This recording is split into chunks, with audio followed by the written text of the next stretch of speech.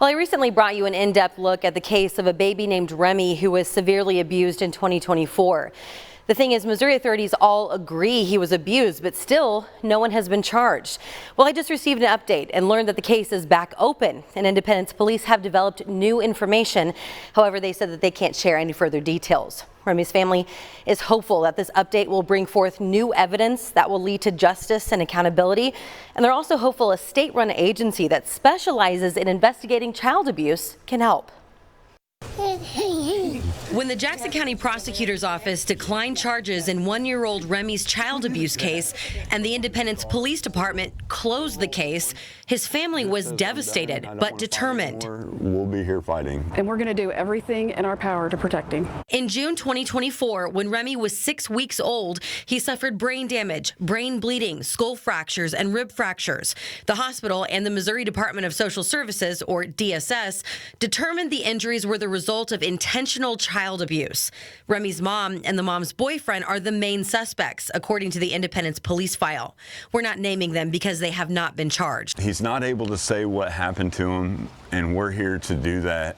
We just want to be heard. The family turned to STAT, the State Technical Assistance Team, for help. STAT operates under DSS. Its entire focus is to help law enforcement investigate child abuse and neglect cases. Usually what we get involved in is the worst of the worst. This is Matt Lindemeyer, STAT's director. He explained to me his team can only get involved in a case if they're asked, usually by the police, the prosecutor, the courts, the state, or a medical examiner's office.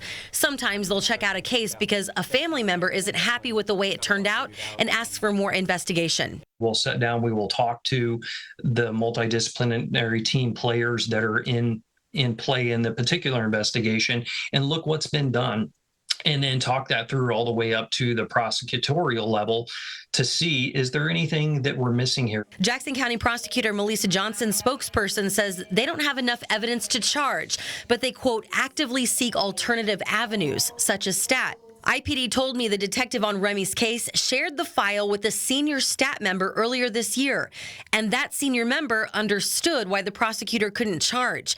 IPD said that they're open to formally submitting Remi's case to STAT, but they're not going to use STAT just for the sake of doing it. IPD told me in a statement, quote, the case is centered on identifying the perpetrator, and we cannot compel a confession or prosecution.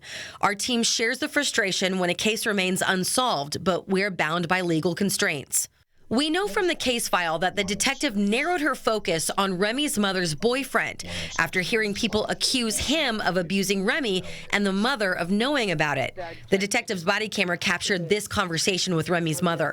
What it makes it sound is that you're covering for him and that you're just lying to me and that he did it and you know that he did it and you saw he did it.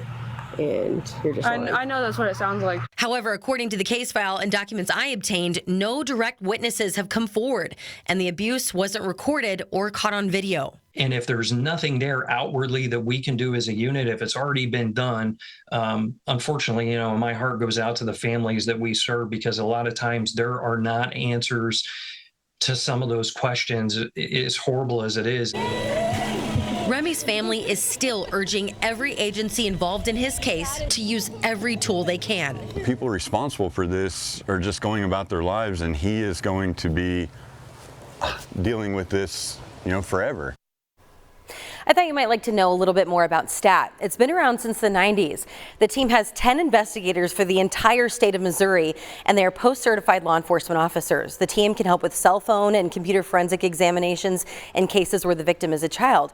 And get this, they even have a dog that can smell electronic devices that store memory, which then helps them file child sexual abuse material. Last year, STAT worked on 251 criminal investigations and provided 763 technical assists to law enforcement.